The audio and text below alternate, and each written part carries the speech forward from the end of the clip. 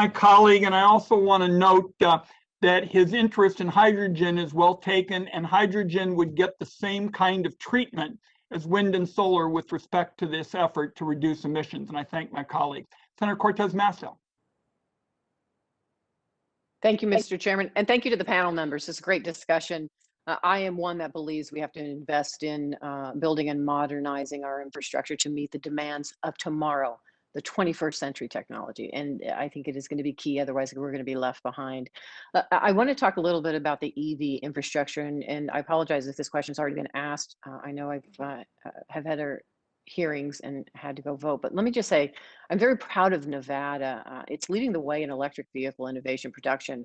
And I am proud to support that first by joining my colleagues in signing on to Securing America's Clean Fuels Infrastructure Act to provide incentives to support building the infrastructure that's necessary to support Americans as they move toward electric vehicles. I even have some bills that's focused on incentivizing that new modern technology. But Ms. Pope, let me start with you. How can bills like these and the Clean Energy for America Act support the growth of EV infrastructure to make drivers' commutes cleaner and more fuel efficient while also driving our global economic competitiveness?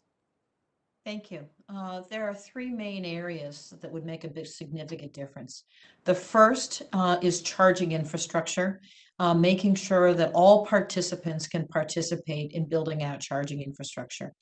The second is overall utility infrastructure, what the industry tends to call make ready. And that is ensuring that we have the right equipment in the distribution system all the way to the charging area. And then the third is really around clean energy and being able to charge the vehicles when the sun is blowing, when the wind is blowing and the sun is shining, to make sure that we are maximizing the use of renewables. We can also then begin to use the batteries in the vehicles to return back to the grid for stability. So these the benefits to the transportation sector also accrue to the overall utility customers in making a stronger, more resilient grid.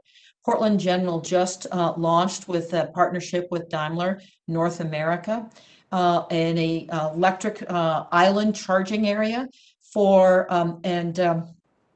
Senator Cantwell will appreciate this, for heavy duty trucks, medium duty trucks, buses, for our local transit authority, as well as school buses.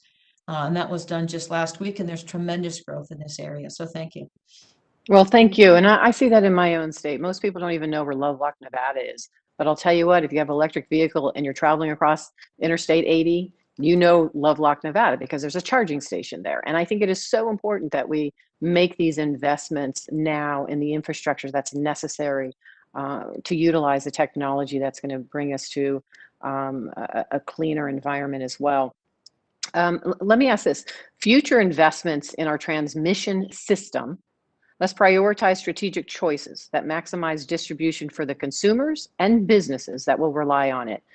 So, Ms. Pope, do you have any thoughts on how Congress can clearly define and target transmission investments?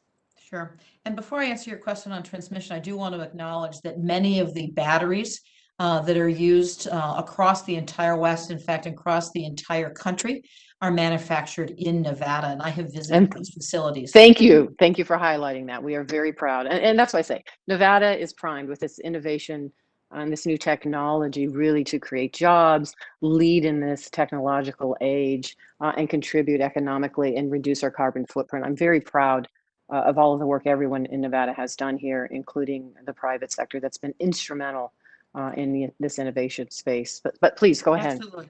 And with regards to transmission, as we look at the lowest cost resources that are renewable, generally they are very large and they are away from the areas where most electricity is used in urban centers and whatnot. So transmission is absolutely critical.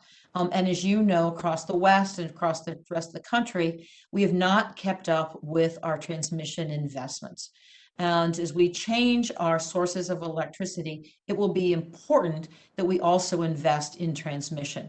And so whether that is let's take it as an example, a transformation within Many states in the West, including Montana, there will need to be additional transmission that is built, but also that we can leverage existing transmission. And some of the transmission projects in Nevada are particularly important in terms of west-wide stability of the grid. So thank you.